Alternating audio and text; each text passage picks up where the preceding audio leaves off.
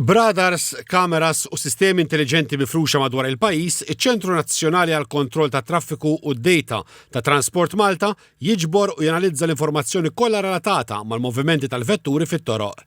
Waqt żjara fiċ-ċentru, il-Kap Eżekuttiv ta' Transport Malta, Kert Farrugia, spjega li fix-xhur li ġejjin din l-informazzjoni ser tibda tintuża biex tgħin fit-tmexxija tat-traffiku u f'deċiżjonijiet marbuta mill-infrastruttura f'żoni differenti tal-pajjiż.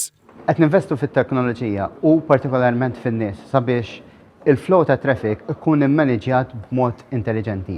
U dan qed nagħmluh permezz ta' sistemi ta' software sabiex dak li nkun għaddej fit-triq, inkunu nistgħu nieħdu deċiżjonijiet in real time. Is-Sur Farrugia spjega li qegħdin isiru diversi aġġornamenti fit-teknoloġija fejn bl-intelligenza artifiċjali sistemi differenti se jibdew jaħdmu flimkien biex itejbu l-andament tat-traffiku skont il-ħtiġijiet f'ħin reali.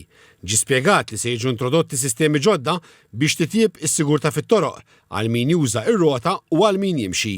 Kenneth Spiteri, uffiċjal fit-tmexxija taċ-ċentru, spjega li fost l-oħrajn it-traffic lights se jibdew jaħdmu b'mod aktar adattat skont il-ħtieġa tat-traffiku dak il-ħin. Il-Ministru għat-Trasport, Chris Bonnet, qal dan iċ-ċentru mistennijin f'deċiżjonijiet strateġiċi marbuta ma' tmexxija tat-traffiku u ma' interventi fl-infrastruttura permezz tal-informazzjoni li tinġabar madwar il-pajjiż. Qal dan ix-xogħol jagħmel parti mill-pjan tal-Gvern għall-integrazzjoni akbar bejn mezzi differenti tat trasport u sistemi ta' mobilità aktar effiċjenti.